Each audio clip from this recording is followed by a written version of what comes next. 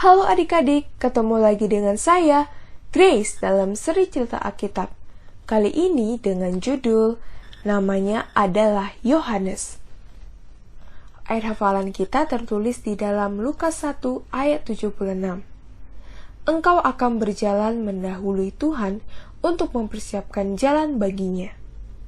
Pekabaran, kita dapat menyiapkan jalan bagi Allah dengan melayani orang lain. Jackie gembira sekali. Dia baru saja menerima surat dari neneknya. Jackie membaca surat itu terus-menerus. Saya akan mengunjungimu bulan depan, dan saya ada satu kejutan untukmu. Betapa gembiranya Jackie. Saya harus menolong ibu untuk menyiapkan segala sesuatu. Jackie berlari ke dapur. Ibu, dia memohon. Saya mau menolong mengadakan persiapan untuk menyambut kedatangan nenek. Beritahukan kepada saya apa yang dapat saya kerjakan. Hari berikutnya, seorang malaikat membawa pesan kepada seorang tua. Satu pesan yang akan merubah dunia. Elizabeth dan Zakaria sudah lama merindukan seorang bayi. Tetapi ketika mereka semakin tua, harapan mereka sirna. Zakaria adalah salah seorang imam di bait suci. Mereka bergiliran kerja selama seminggu di bait suci di Yerusalem. Hanya satu kali di dalam hidupnya, seorang imam pergi ke tempat yang suci. Itu adalah satu penghargaan untuk membakar dupa di mazbah. Kemudian dia akan berdoa untuk pengampunan dosa bangsa Israel. Dan dia berdoa dengan sungguh-sungguh untuk kedatangan Mesias yang segera. Zakaria telah menantikan hari ini sepanjang umur hidupnya. Sekarang orang tua ini sudah sangat merindukan gilirannya untuk ambil bagian dalam upacara tersebut. Zakaria dengan sopan memercikkan bubuk dupa di bara perapian. Satu awan asap yang berbau sedap memenuhi tempat suci itu. Tiba-tiba, Zakaria merasa bahwa dia tidak sendirian. Dia membuka matanya, dan di sana berdiri seorang malaikat tepat di sebelah kanan mezbah. Zakaria gemetar dalam ketakutan. Jangan takut, Zakaria. Allah telah mendengar doamu. Malaikat itu berkata, istrimu Elizabeth akan mempunyai seorang anak. Engkau akan menyebut dia Yohanes. Dia akan pergi menyiapkan jalan bagi Tuhan. Seorang bayi di usianya yang setua ini. Zakaria meragukan perkataan malaikat itu. Jadi malaikat itu memberikan satu tanda kepadanya. Karena engkau tidak percaya pada perkataanku, engkau akan menjadi bisu dan tidak bisa berbicara sampai harinya tiba di mana hal yang kukatakan tadi terjadi.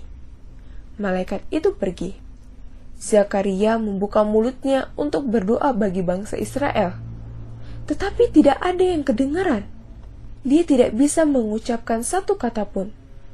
Sekarang, Zakaria telah berada di tempat suci untuk jangka waktu yang lama. Orang-orang di luar sudah mulai cemas akan apa yang terjadi kepadanya.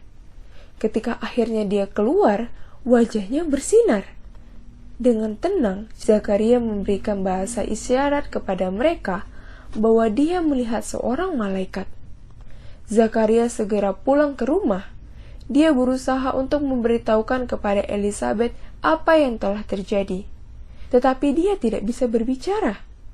Dia menulis dan menggunakan bahasa isyarat.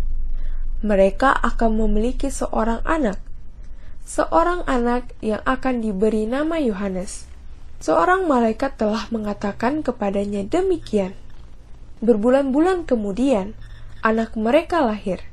Sahabat-sahabat Elizabeth datang berkunjung. Namanya ialah Yohanes. Elizabeth mengumumkan, Yohanes? Tidak ada seorang pun di antara keluargamu yang bernama Yohanes.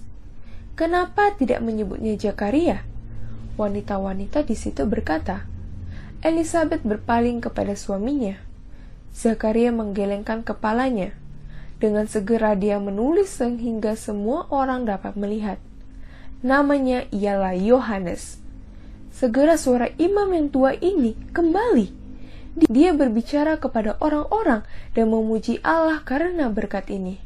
Yohanes bertumbuh di padang belantara, di mana dia belajar untuk melayani. Sering sekali, Zakaria mengatakan kepada Yohanes tentang malaikat di mezbah. Allah memiliki satu pekerjaan khusus untukmu. Zakaria berkata, engkau akan mempersiapkan jalan bagi Tuhan.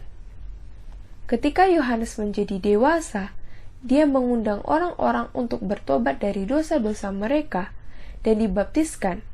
Dia menolong banyak orang untuk bersedia bertemu dengan Yesus. Allah memiliki satu tempat di dalam rencananya bagimu, dan aku juga. Kita dapat menyiapkan jalan bagi Yesus dengan melayani orang lain dan memenuhi kebutuhan mereka. Kemudian, mereka akan lebih bersedia untuk belajar tentang Yesus.